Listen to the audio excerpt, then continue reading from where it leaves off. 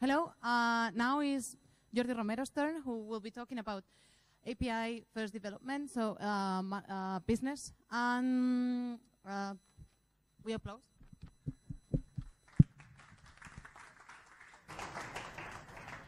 Good. So welcome and thank you for coming, everybody.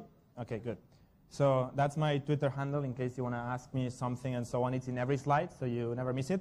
We're going to talk about API first business development, which is probably a little bit weird because most people here are technical. When people were asking before, they're technical, but most of you should be building APIs and platforms and try to be opening your business and have some kind of impact in whatever organization you work in.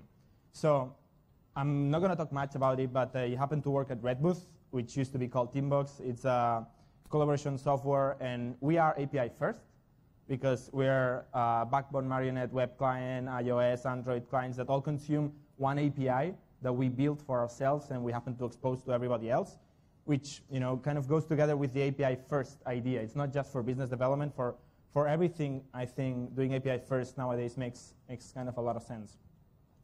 So, by the way, we're hiring Ruby developers, API evangelists, whatever. You can talk to me later. So, the surprising thing, I guess, for this conference is the fact that we're talking about business development, and it's such a vague concept. When they hired me to do business development, I had to go on Quora and see what people that do business development actually do. And I discovered that it doesn't mean anything at all. You define it in whatever industry you're in, and depends on the clients you're targeting, size of companies you're serving, and so on.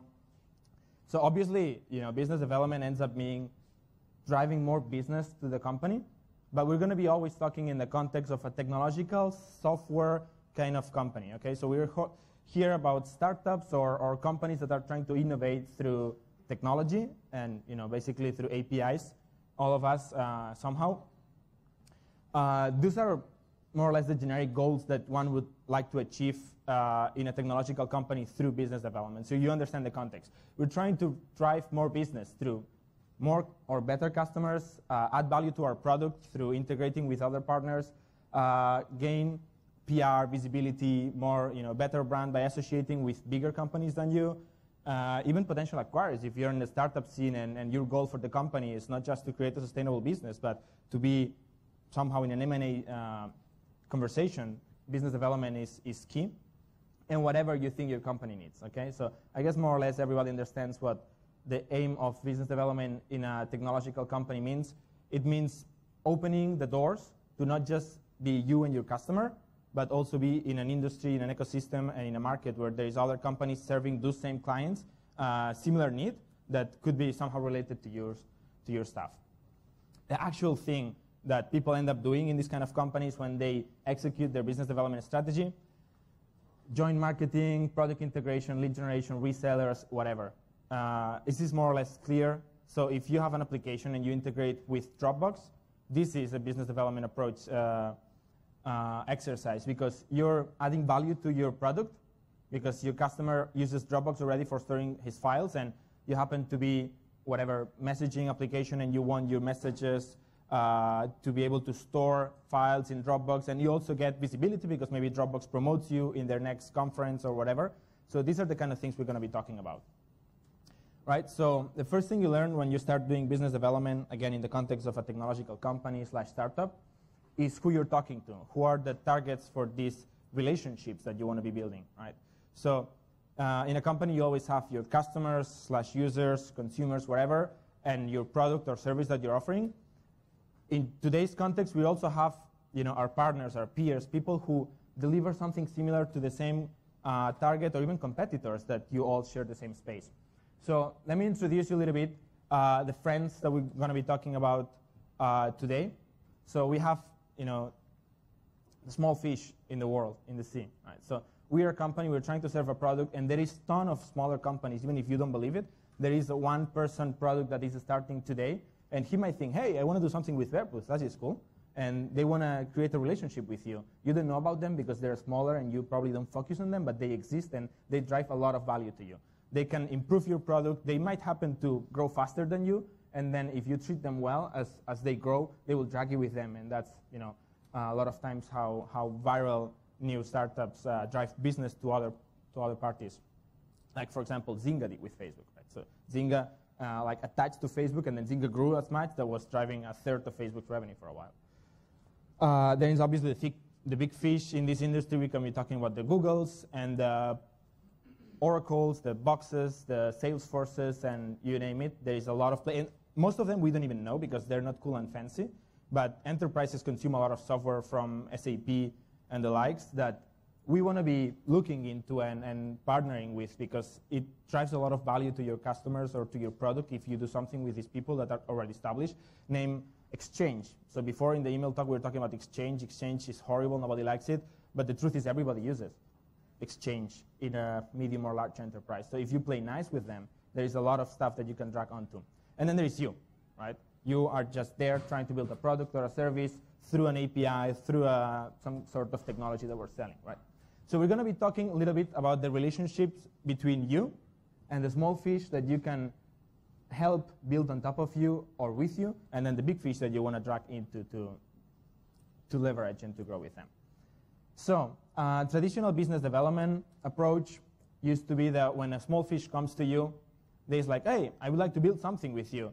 So what is this, whatever company does?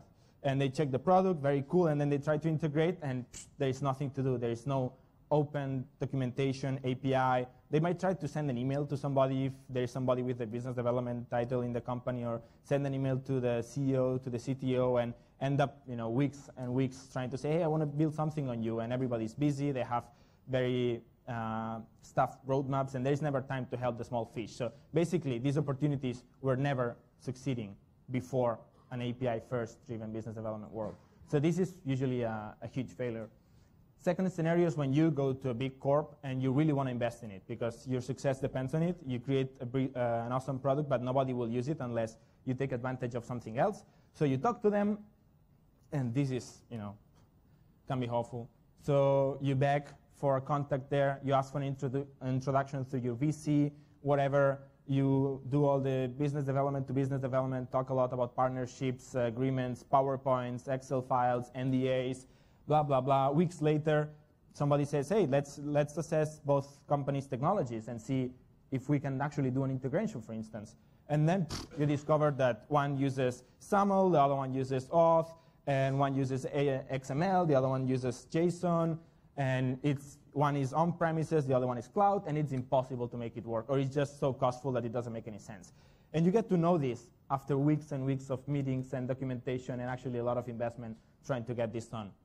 Sometimes, though, they happen to be a match. So after all this Excel, PowerPoint, and meetings and phone calls, you discover that there's something to do. Then you usually do some kind of custom development integration. You talk to the Google people, and they help you integrate with their private API. We're talking about traditional BD where we didn't have all these awesome tools available and open. And then you end up having a product that both sides need to approve and test. And again, weeks and weeks happen. And usually a deal like this eventually ends up in a profitability situation if you're lucky, but it takes up to a year or more. Right? So this is how usually technological business development partnerships were done before APIs were first-class citizen. So what are we trying to do, discuss today with this talk, and hopefully everybody starting investing in doing this in your companies and start having a business development-oriented strategy with the API first thing.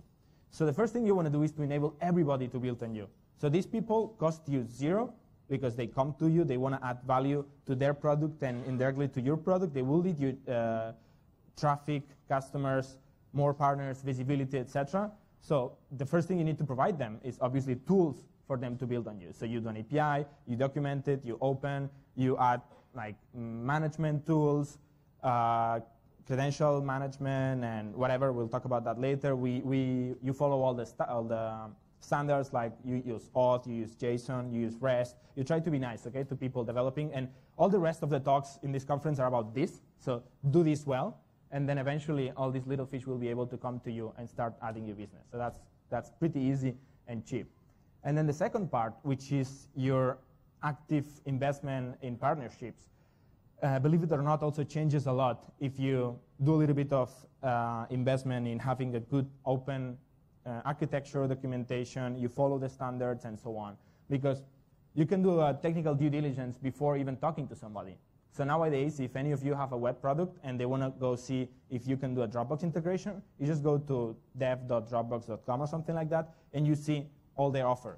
And you can know, oh, they don't have a synchronization API. They don't have a partial update API. So this idea is off the table. We're not going to spend time trying to chase the guy from Dropbox, try to get a meeting with him, show him a PowerPoint, get somebody to give a nice reference for us. You already discovered here that there is nothing to do with them. So basically, this is about efficiency. You save a lot of time. And a lot of traditional integration deals, now you can kill them before even talking to anybody because you know what makes sense and what doesn't if both people are following this approach.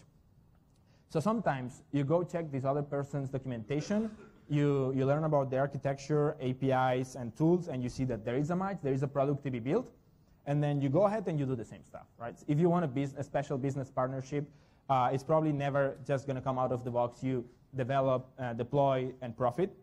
Sometimes it is, but usually, especially with big fish kind of companies, you need to do, again, all the presentations and convince them and try to have a joint marketing approach, try to get a special discount, promotion, pricing for you, et cetera, and so on. So this is a way where if you do an API first business development strategy, you're going to be able to profit a lot. And this kind of oddly looks like teats, I just realized, but awful.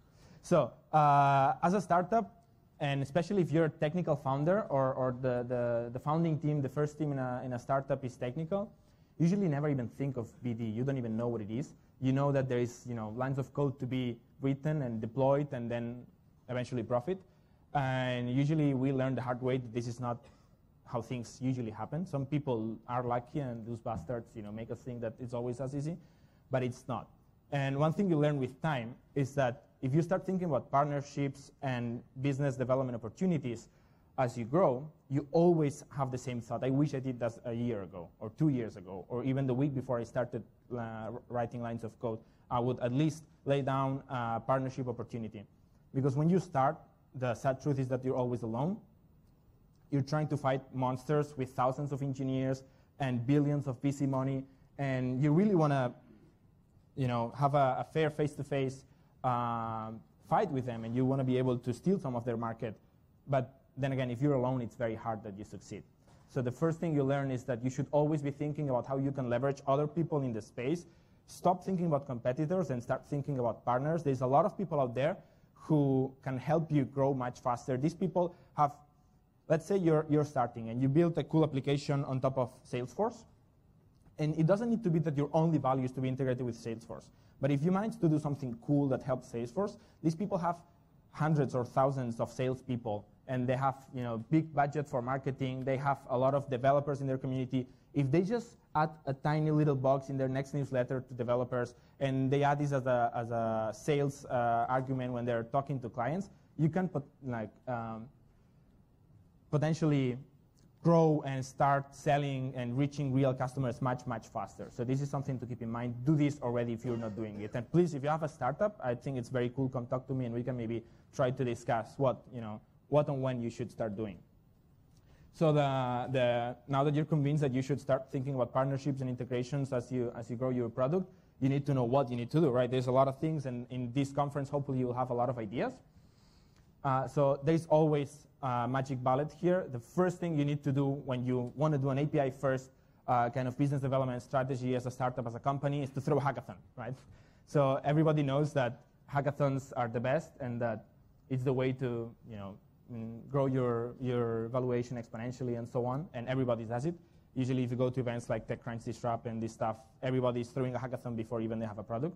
So the actual first step that I would recommend before you do a hackathon, which can come but a little bit later, is to stop thinking about your API, which we're all thinking about today, and start thinking how you can leverage others' APIs to grow your business. And I'm not talking about Stripes and, how's it called, SendGrids, or these kind of people that are an API product, or Amazon, AWS, and stuff like that.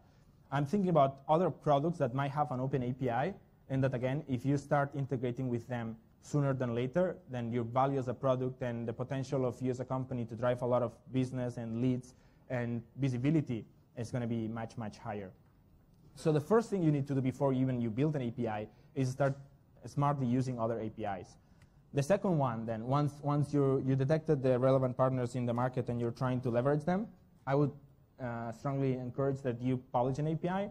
And again, dog fooding is great. So if you can build your product on top of your API, it's probably a guarantee that this API is useful, because a lot of APIs are completely useless unless somebody uses them.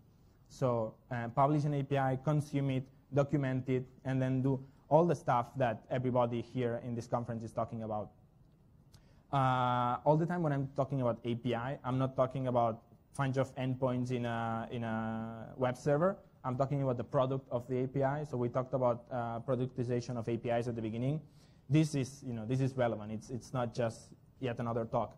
If your API doesn't have documentation, it's useless. If it's impossible to start using, if you need to pay to start using, if you need to do a 10-page sign-up or that stupid Amazon signing of requests kind of process, nobody's going to use it. So you want to make it very easy. Follow the standards. Use OAuth, document it, publish libraries so people can just, if they're using Python, import the library and start doing calls right away.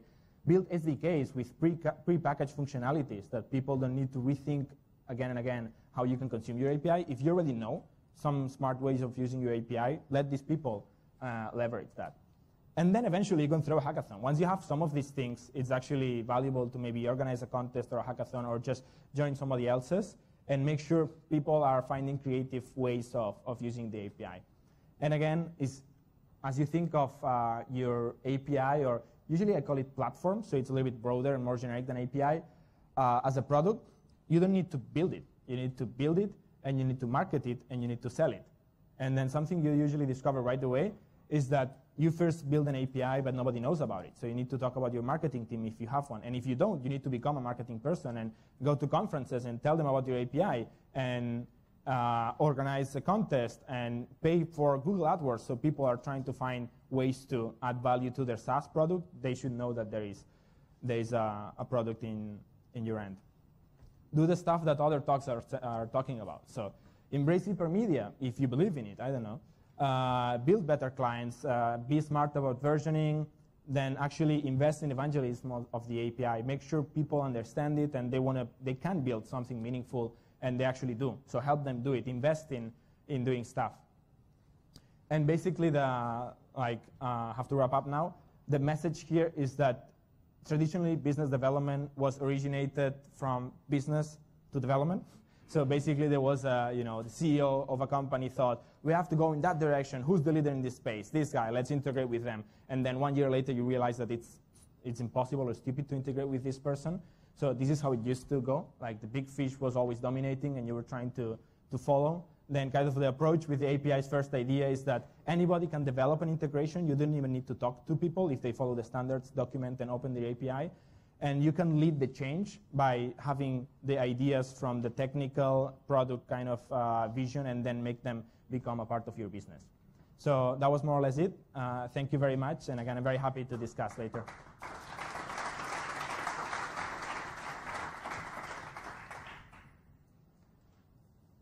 So any questions or thoughts or stuff we can also discuss later if you want.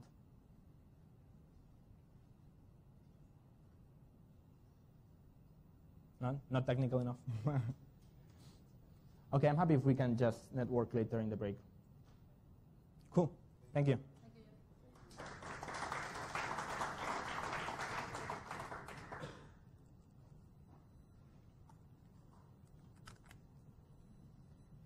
So next session here will be bringing the Internet of Things ideas to life. And downstairs it's applied APIs.